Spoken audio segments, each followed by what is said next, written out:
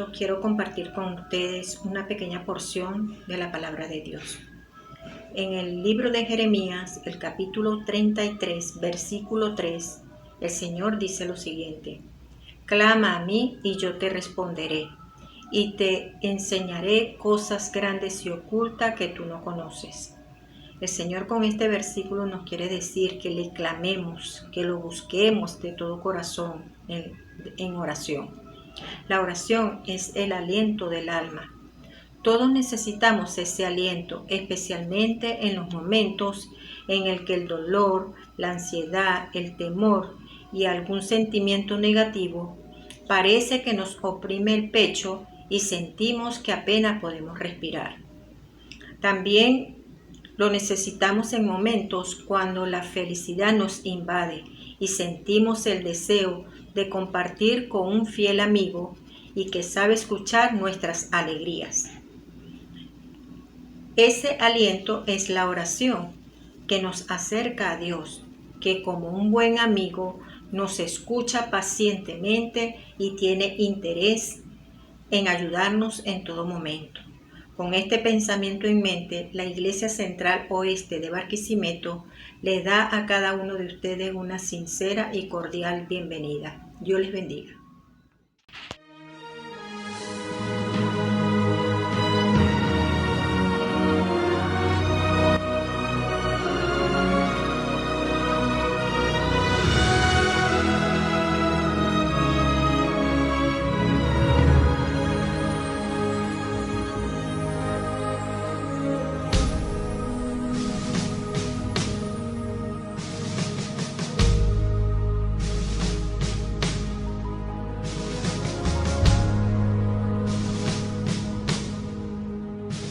Una historia a través de los siglos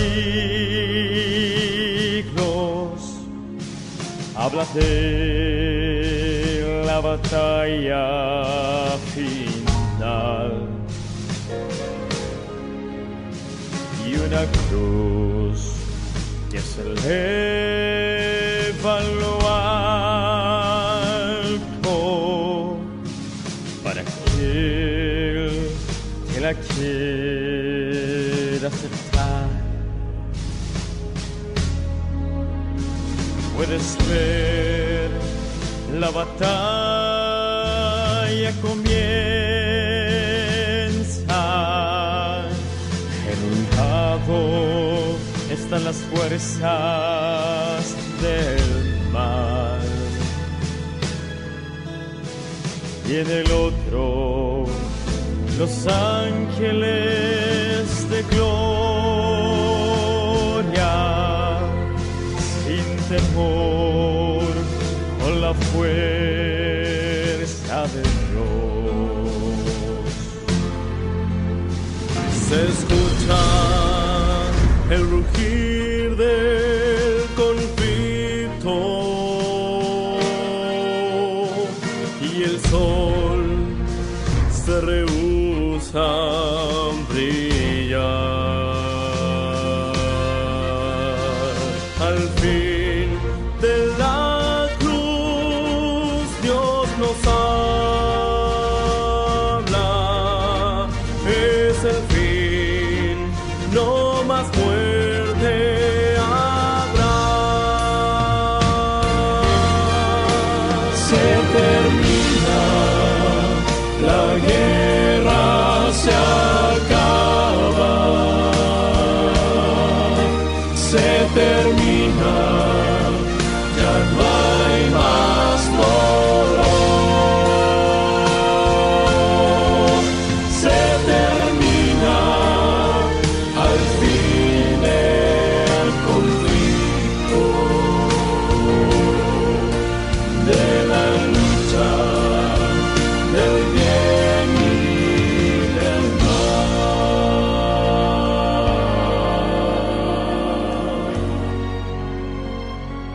Mi corazón aún libra la batalla sin saber que la guerra Él venció. Y con gozo elevé mi alma al saber que Él es Dios quien triunfó. Puedes ver, es el Rey de los siglos, quien luchó la batalla por mí. Y un final, el final del mal que hoy muere. Él ganó al morir por mí. Se termina, la guerra se acaba. Se termina, ya no hay más dolor. Se termina, al fin el conflicto de la lucha del bien y del mal. De la lucha del bien y del mal. Él ya triunfó.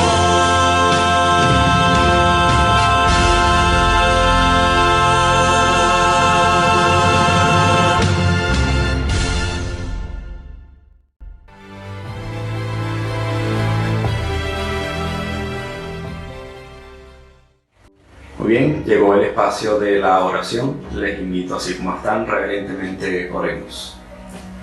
Gracias, Padre de amor, por tanto cuidado y por tantas bendiciones. Te pedimos, Señor, por los enfermos de nuestra iglesia. Pasa tu mano sanadora sobre ellos. Y te pedimos, Señor, que nos proveas de todo lo que necesitamos. Gracias, Señor, por estar con nosotros hasta ahora. Y te pedimos entendimiento, danos sabiduría, danos luz para poder entender qué es lo que tienes que decirnos hoy. En el nombre de Jesús. Amén.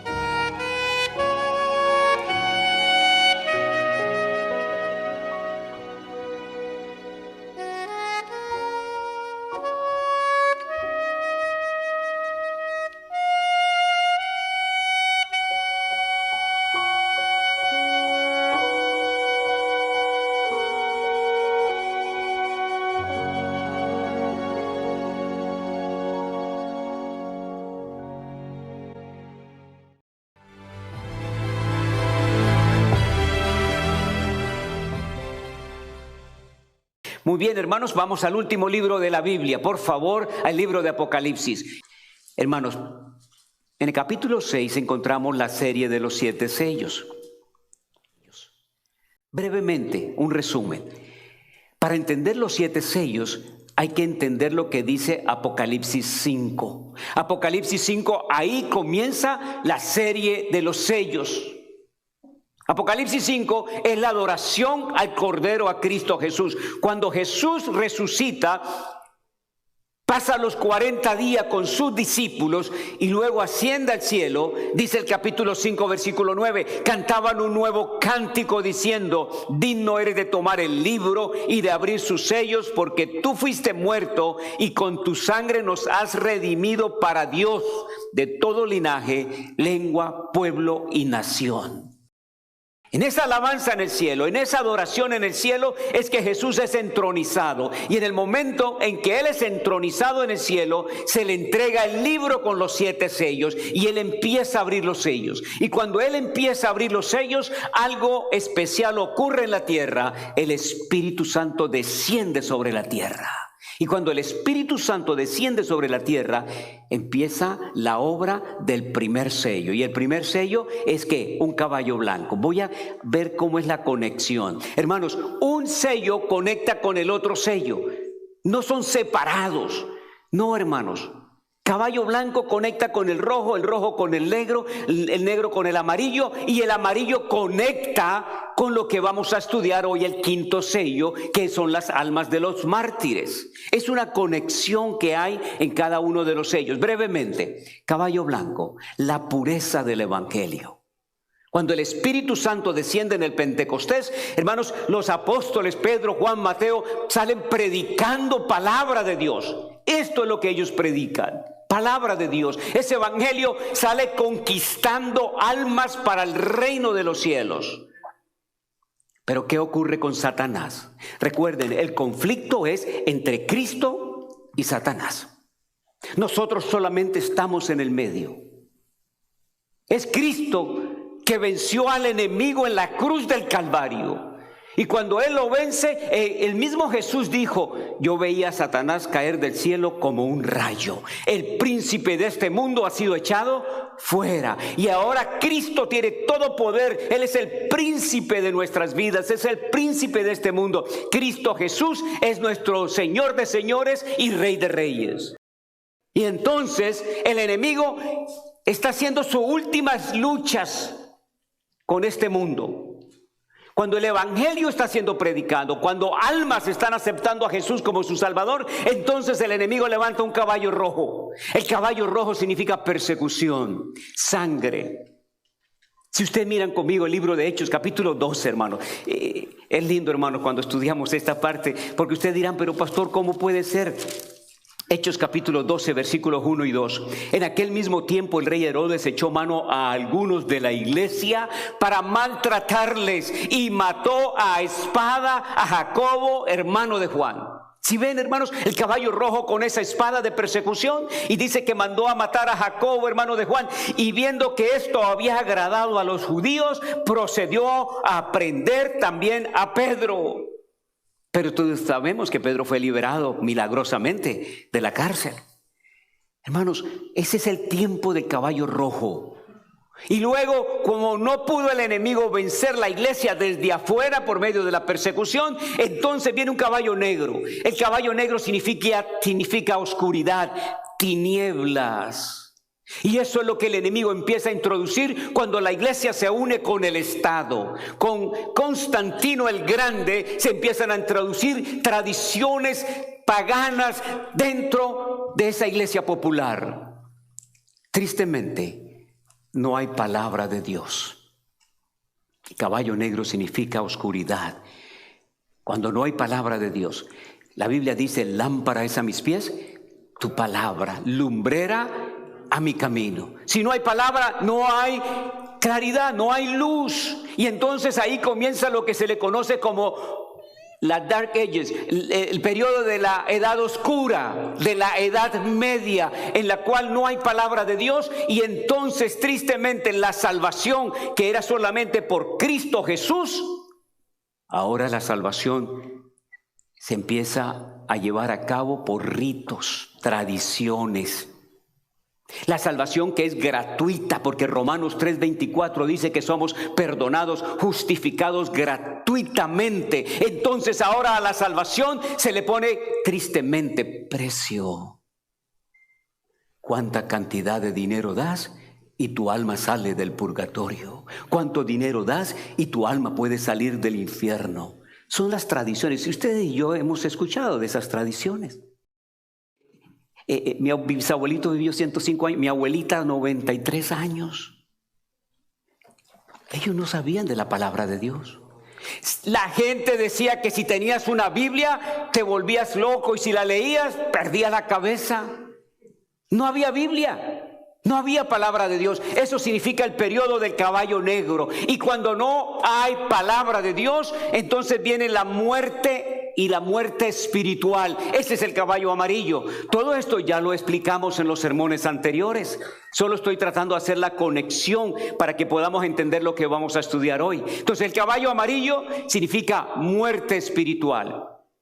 Pero esa muerte de esa iglesia que tristemente se apartó, que apostató. Apostatar significa apartarse de las verdades de Dios, de las doctrinas de Dios. Y entonces, como esa iglesia apostató de la verdad de la palabra de Dios, ahora trajo persecución a los que tenían la palabra de Dios.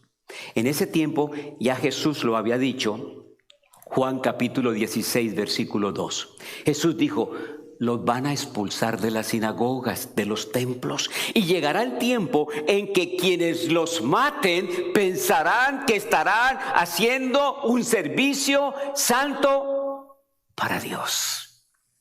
¿Eso se cumplió, mis amigos? Sí. Jesús ya lo había dicho. Dice, va a llegar el tiempo en que los que no tienen palabra de Dios, en los que están siendo guiados por tradiciones, por costumbres, por salvación, por obras, van a perseguir a aquellos que sí tienen la palabra de Dios, y ellos pensarán que están haciendo un servicio santo para Dios. Eso se cumplió grandemente en la Edad Media, pero también en algunos de nuestros tiempos. Mis abuelos, que fueron fundadores de iglesias, que trabajaron en la obra en Colombia, más de una ocasión los maltrataron, los persiguieron. En una ocasión estaban dando estudios bíblicos allí en una casa con una familia, y de repente llegó un grupo de personas enojados y golpeando a la puerta que sacaran a mis abuelitos porque los querían golpear. Muchos, creyendo que estaban haciendo un servicio santo para Dios, estaban llevando a muerte a muchos fieles de Dios. Y ese es el quinto sello. Quinto sello, Apocalipsis capítulo 6, versículo 9 en adelante. El quinto sello va desde el momento en que hacen esa persecución a los fieles de Dios hasta el momento de la Reforma Protestante. Ese es el periodo del quinto sello. Y miren bien conmigo, porque aquí encontramos muchos símbolos. Quiero que veamos bien que este es un sello simbólico. Así como no hay caballo rojo, ni caballo blanco, ni caballo negro en el cielo, tenemos que ver acá que no hay almas que están clamando literalmente. Ese sello tristemente ha sido mal interpretado por muchas personas. Y vamos a verlo. Ustedes los pueden seguir allí en su teléfono o en sus Biblias. Dice, cuando el Cordero, el original dice, cuando el Cordero hubo abierto el quinto sello, vi debajo del altar las almas de los que habían sido muertos por causa de ¿qué, hermanos? De la palabra de Dios y por ese testimonio que ellos tenían. Clamaban a alta voz diciendo, ¿hasta cuándo, Señor santo y verdadero, no juzgas y vengas nuestra sangre de los que moran en la tierra? Hermanos queridos, tristemente, que fue una de las tradiciones que entraron durante el periodo del caballo negro, la inmortalidad del alma.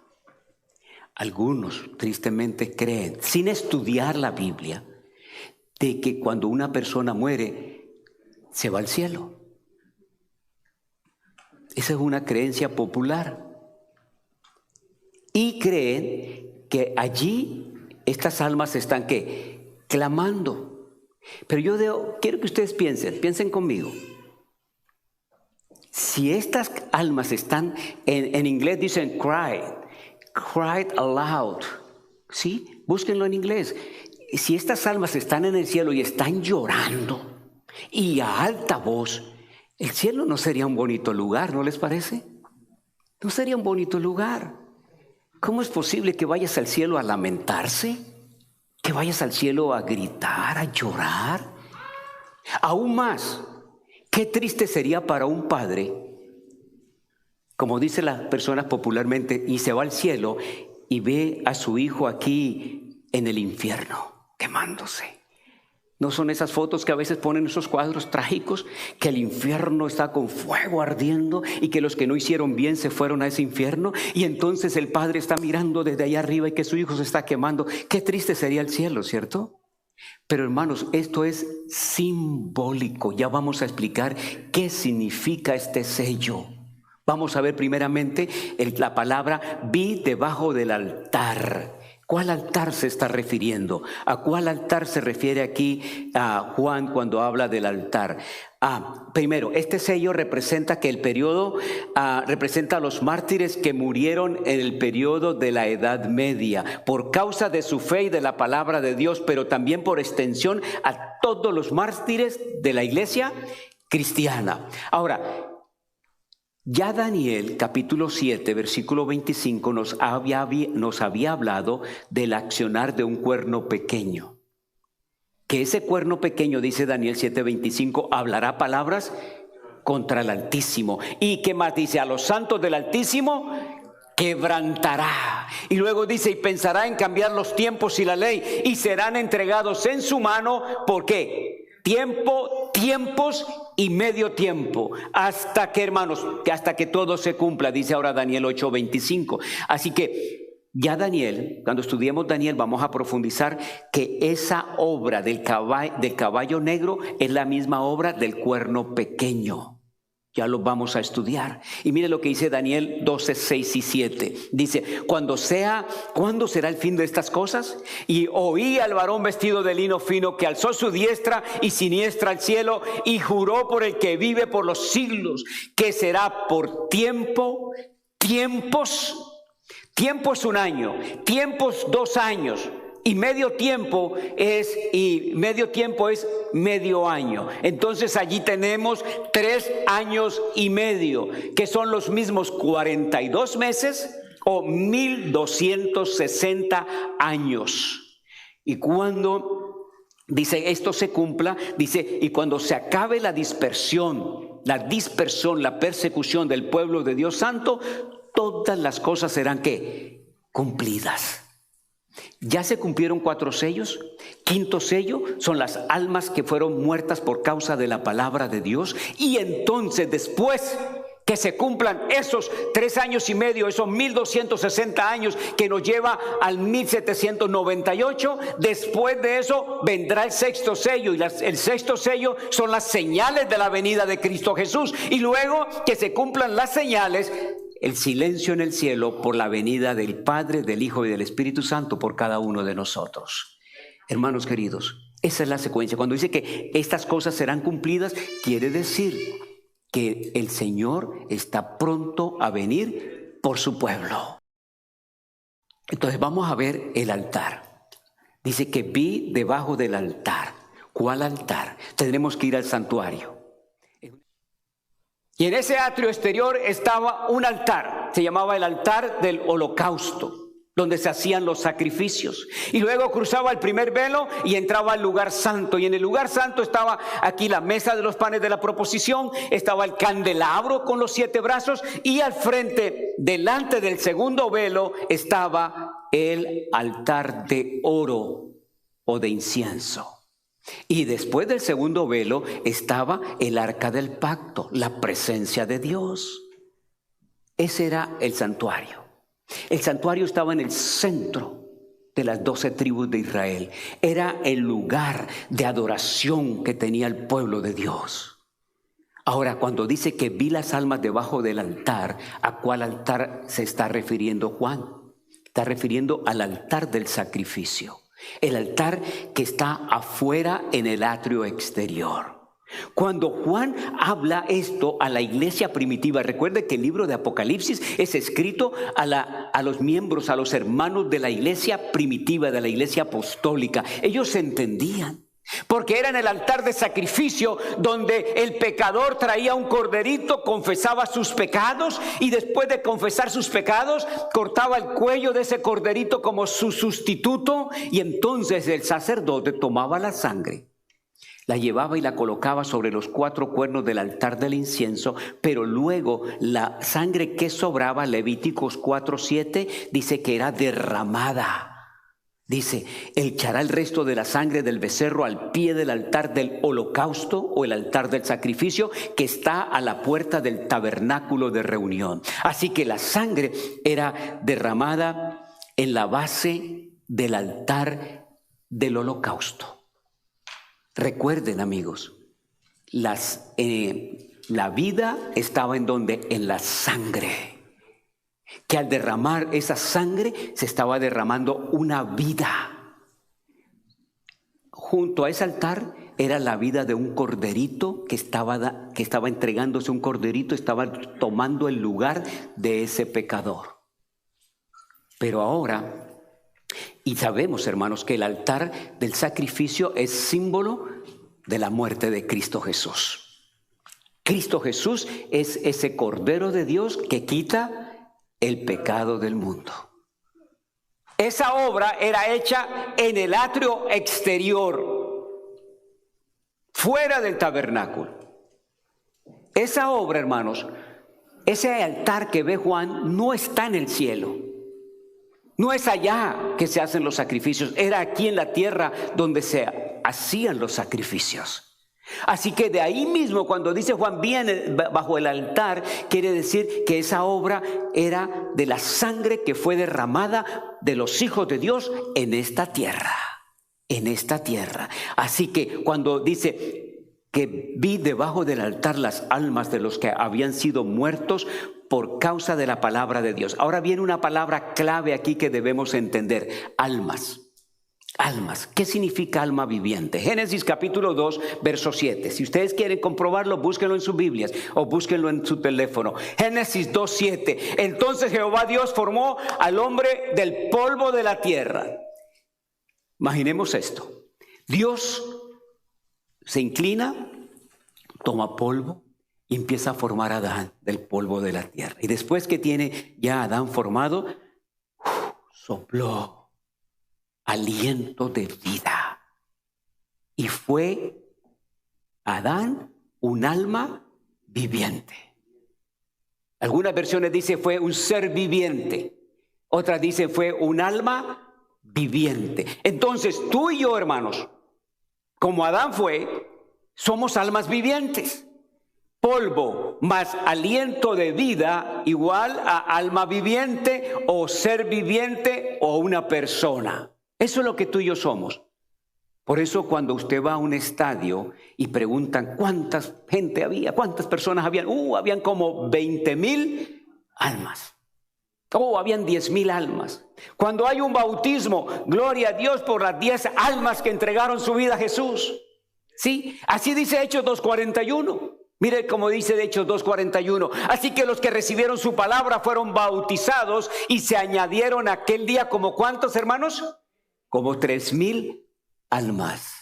Hermanos, la palabra nefesh en hebreo, que significa alma, nefesh, no presenta a alma como algo separado. Alma viene siendo integrado, parte conjunta, completa entre el polvo y el soplo de vida. Eso es un alma, eso es una persona. Lo mismo está en griego en sujé. Sujé en griego quiere decir lo mismo. No es algo separado, como que el alma estuviera desencarnada, despegada del ser humano. No, aquí tú y yo somos ¿qué? Almas vivientes. Eso es lo que somos. Pero ¿qué pasa cuando la persona muere? Ahí es donde está la pregunta. Cuando una persona muere, el polvo vuelve ¿a qué? A la tierra como era. Y el espíritu o el soplo vuelve ¿a quién? A Dios quien lo dio. Sí, hermanos, esa parte es importante entender. Polvo eres y en polvo ¿qué? Volvemos a ser. Recuerdo que mi abuelito, ya que murió hace ya varios años atrás, mi abuelita dice que fue a deshumar, algo así, dicen, deshumar los huesos, a sacar ya los huesitos. Y mi abuelita decía, hijo, ya lo que quedaba era polvo. Polvo somos, al polvo volveremos. Y el soplo, el aliento, vuelve a Dios quien lo dio. Ya no hay más almas, ya no hay más personas. No, el polvo menos aliento, cuando tú le quitas el aliento de vida, es la muerte. No hay más ser viviente, no hay más personas. Hermanos, por eso la Biblia dice, el alma que pecare, esa morirá. Pero no el alma desencarnada, no, la persona que peca. La persona que peca. Por eso dice, el Hijo no llevará el pecado del Padre, ni el Padre llevará el pecado del Hijo. Cada persona es responsable a Dios. Cada individuo tiene que dar cuenta a Dios. Así que no es algo desencarnado, algo separado. Ahora, Eclesiastés capítulo 9, versículos 5, 6, el sabio Salomón lo dice claramente. Muy claro. Dice, los que viven saben que han de morir, pero los muertos nada saben, ni tienen más paga, porque su memoria es puesta en el olvido. También su amor, su odio y su envidia fenecieron ya, y nunca más tendrán parte en todo lo que se hace debajo del sol. La Biblia es clara, hermanos.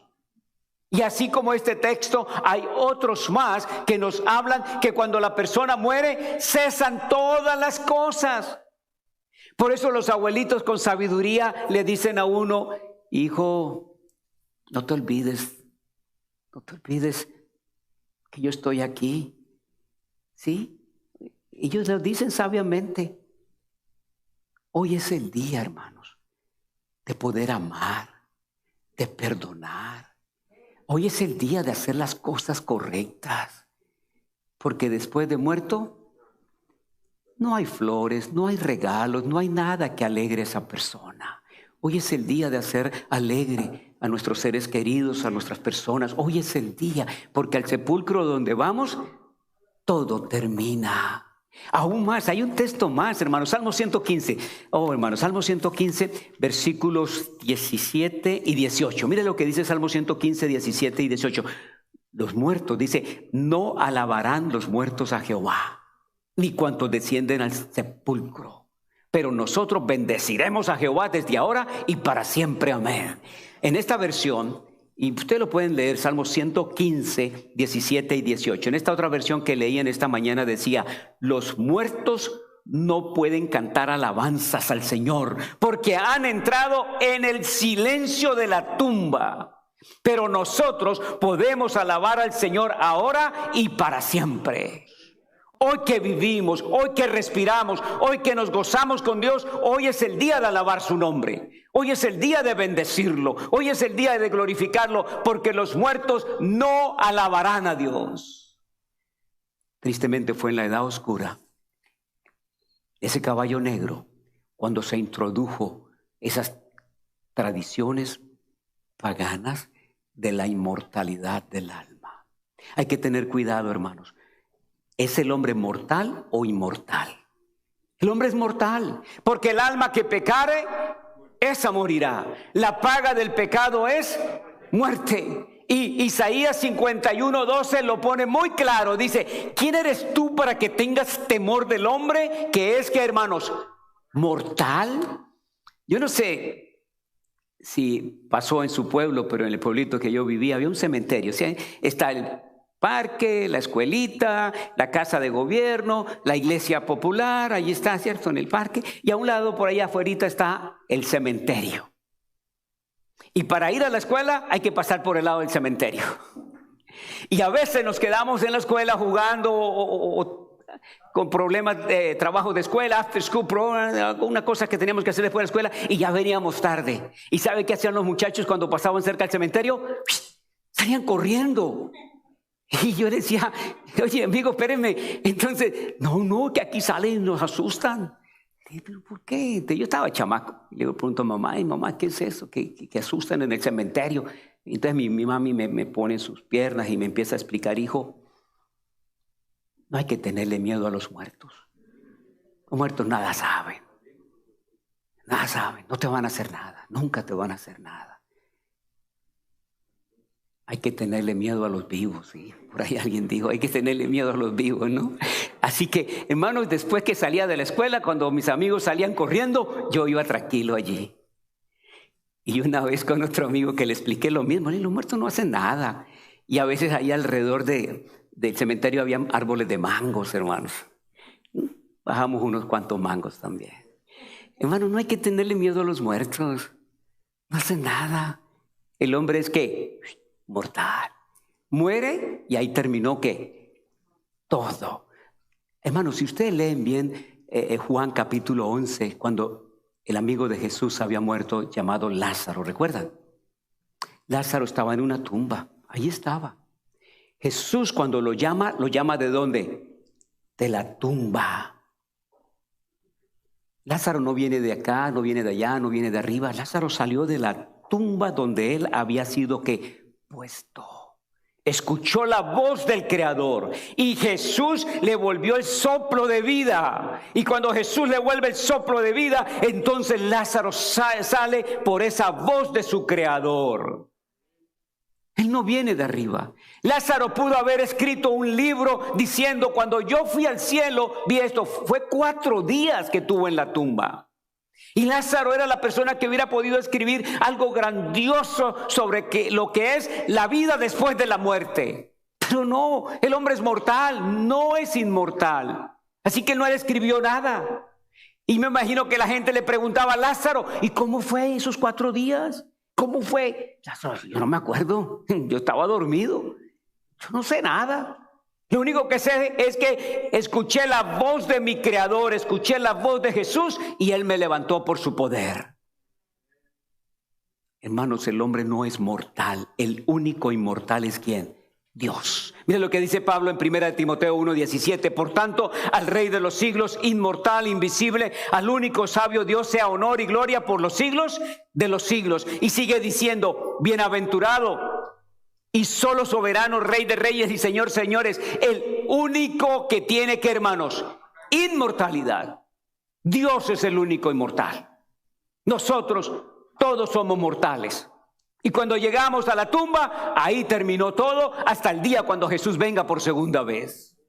Ahora, dice que claman. Usted me dirá, pero pastor, vi bajo el altar las almas de los fieles de Dios que murieron por causa de la palabra de Dios. Pero ahí dice claman. Pastor, ¿cómo puedo explicar claman? Génesis 4:10. Hermanos, esto es en un lenguaje figurado. Sí, de una manera podríamos decir simbólica. Recuerde cuando Caín mató a Abel, el Señor viene y le dice, Caín, ¿dónde está tu hermano? Oh, yo no sé. Cuando hacemos mal siempre tratamos, ¿no? de excusarlo. Yo no sé. ¿Soy yo acaso guarda de mi hermano? Y Dios le dice, y le dijo, ¿qué has hecho? La voz de la sangre de tu hermano clama a mí ¿desde dónde? Desde la tierra. No está en el cielo. No, desde la tierra. Le dice, la voz de la sangre de tu hermano clama a mí desde la tierra. No es que Abel estuviera hablando. No, sino que simbólicamente, figuradamente es que esa sangre justa de Abel que fue derramada está llamando por justicia. Está clamando al Señor por justicia. Hebreos 12:24. Mire lo que dice también, hablando de la sangre en sentido figurado. A Jesús, el mediador del nuevo pacto, y a la sangre rociada que habla mejor que la de Abel. ¿Era mejor la sangre de Cristo? Claro que sí.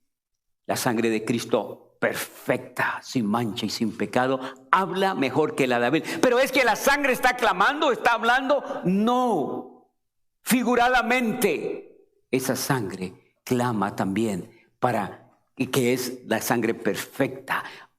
Otro simbolismo importante. He aquí que clama el jornal de ¿quiénes? De los obreros, que han cosechado vuestras tierras, el cual por engaño le ha sido pagado por vosotros, y los clamores de los que habían cegado han entrado en los oídos del Señor de los ejércitos. ¿Clama un jornal? No. Es cuando alguien hace algo injusto, cuando alguien no paga lo que debe pagar a esa persona que es maltratada injustamente, ¿eso qué hace? Clama al Señor por justicia. Así que esas almas que están bajo el altar aquí en la tierra, dieron su vida en sacrificio por causa de la palabra de Dios. Esas personas, figuradamente, están clamando porque se haga, ¿qué, hermanos? Justicia. Que se haga justicia. Que se haga justicia. ¿Pero hasta cuándo? Y clamaron a gran voz diciendo: ¿hasta cuándo, Señor santo y verdadero, no juzgas y venga nuestra sangre de los que moran en la tierra? ¿Hasta cuándo? Cuando tú ves cosas injustas, tú dices: ¿hasta cuándo, Señor? El blanco va a matar al moreno, el moreno al hispano, sí, todas las cuestiones de racismo que estamos viviendo en este tiempo. ¿Hasta cuándo, Señor? ¿Hasta cuándo el enemigo va a usar a hombres o mujeres para violar a los niños? ¿Hasta cuándo? ¿Hasta cuándo tristemente el enemigo lleva al aborto a muchas damitas, a muchas jovencitas para que mueran muchos niños, muchos bebés que no han nacido pero que son ya una criatura? ¿Hasta cuándo? Ese es el clamor, hermanos. Yo no sé si te ha pasado, pero cuando veo esas noticias tristes, digo: Señor, ¿hasta cuándo? Y ellos también dicen: ¿hasta cuándo, Señor?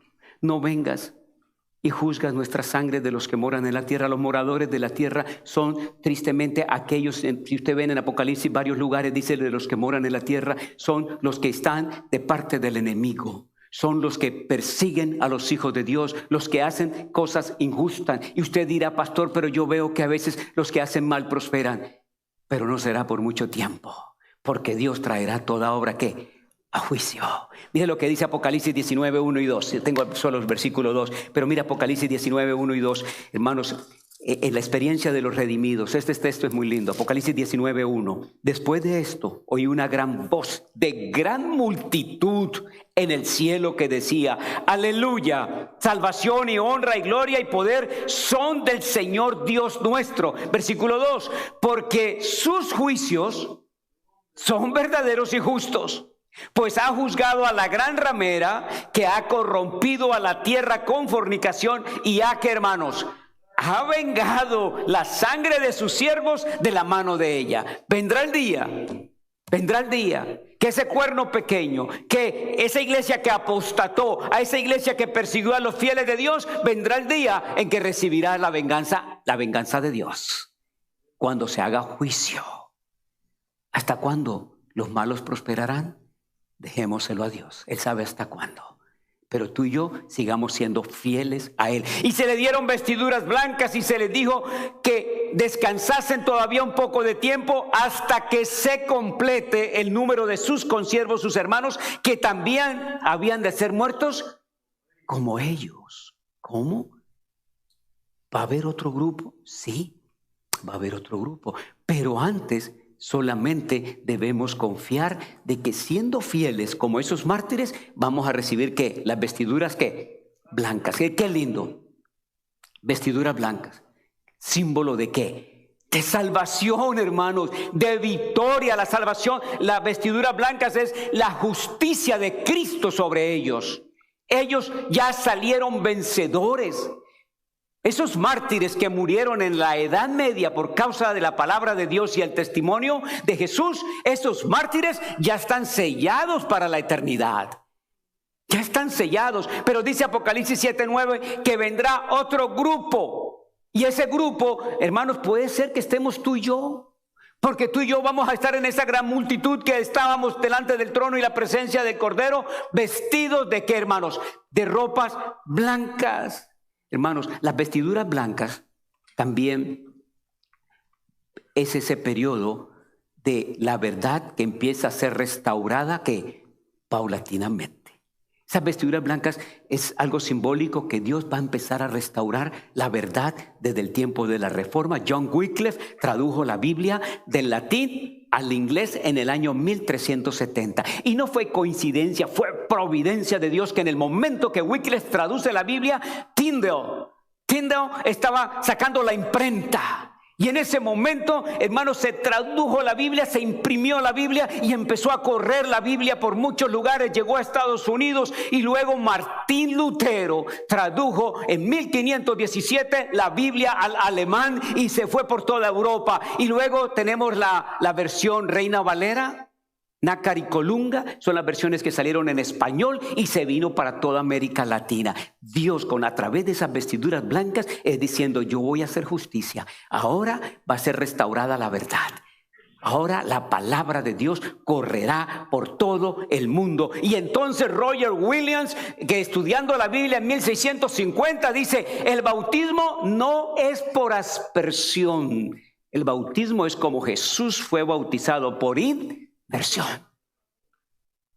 Dios fue usando a hombres de fe que se les conoce como los reformadores, y esa reforma protestante se basó en la palabra de Dios para que fuera restaurada la verdad otra vez, para que se pusiera a predicar el evangelio.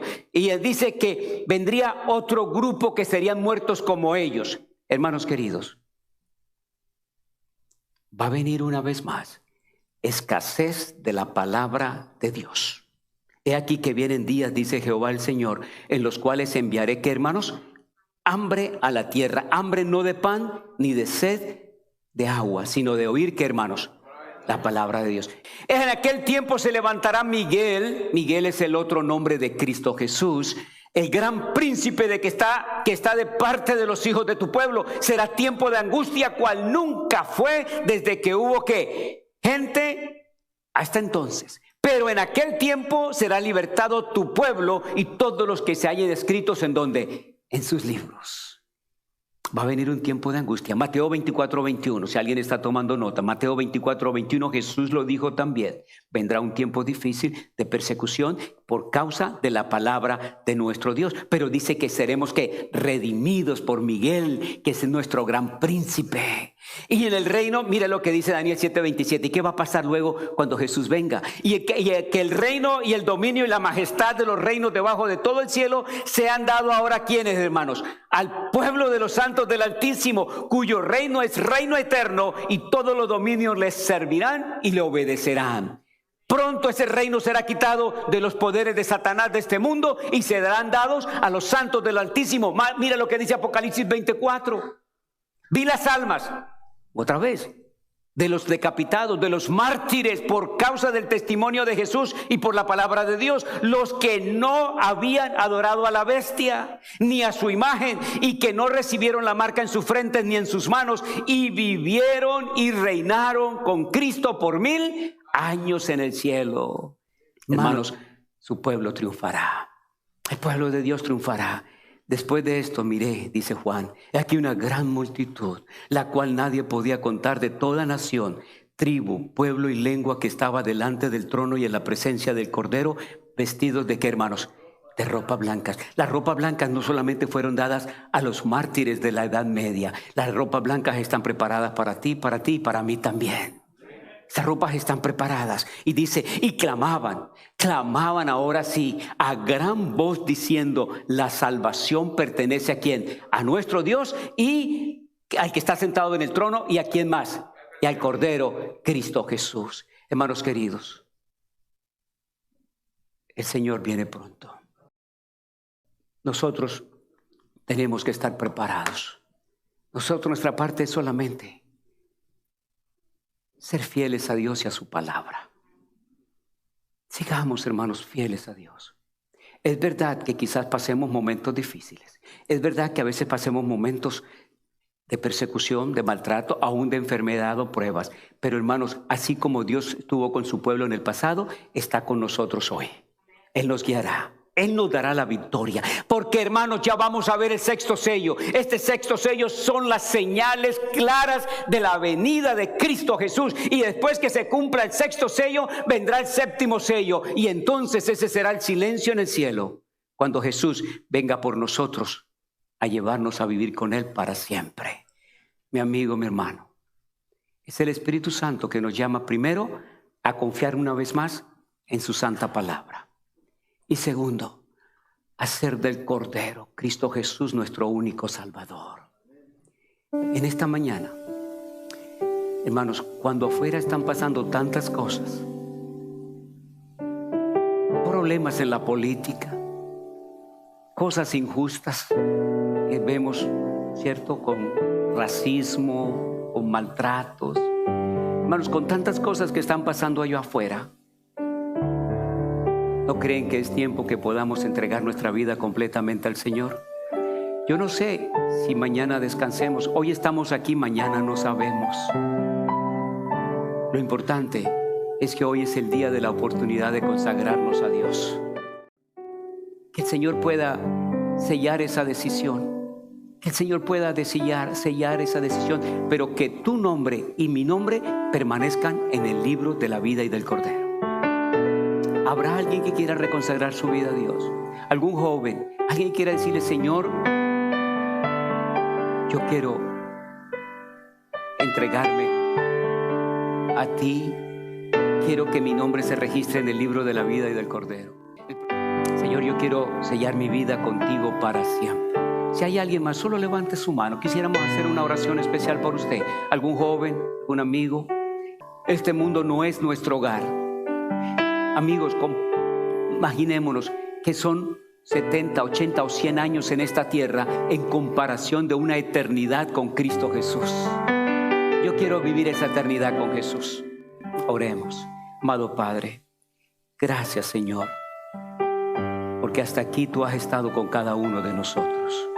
Y gracias, oh Padre, gracias una vez más por Jesús nuestro Salvador. Y gracias por tu santa palabra, Señor. Gracias porque es la Biblia, nuestra regla de fe, la que hasta aquí nos ha guiado y la que nos seguirá guiando con sus promesas hasta el fin del tiempo. Ven, Espíritu Santo, por favor, bendícenos, llena nuestras vidas de tu poder, de tu gracia. Ven, Espíritu Santo, aunque estamos en este mundo, pero no somos de aquí. Guíanos siempre con la vista en el cielo. Oh Padre, al estar en pie en esta mañana nos reconsagramos a ti, Señor. Quita de nuestras vidas todo pecado. Quita de nuestro ser, Señor, cualquier mancha, cualquier problema que nos separe de ti, Señor. Porque queremos ese día cuando tú vengas a recibir esas vestiduras blancas. Si alguien se ha apartado de tus caminos, si alguien necesita sellar su vida una vez más contigo, que sea en este tiempo que tiene vida que lo pueda hacer. Señor, es el día de la salvación, es el día de reconsagración y es el día de poner a Dios en primer lugar en todo lo que hagamos. Lo pedimos en Jesús. Amén y amén.